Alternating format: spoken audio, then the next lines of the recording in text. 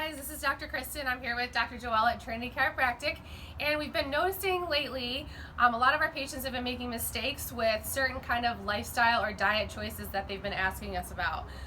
When it comes to keto or paleo or advanced plan, a lot of people are actually doing the wrong things, which can have more harmful effects than helpful effects on your body. So we're having a nutrition talk in a couple weeks, and a lot of people even say to us, well, I already know everything about nutrition, why do I need to be there? And this is one of the exact reasons why. So we want to make sure that you're doing the right thing so you can get the benefits that you want, whether it's energy or weight loss or hormone regulation, so you have those benefits. Yeah, so some of the common mistakes are, everybody wants to eat high fat today because of the importance of fat and the necessity of it. However, if you're eating high fats with food that increase insulin, you're going to store fat.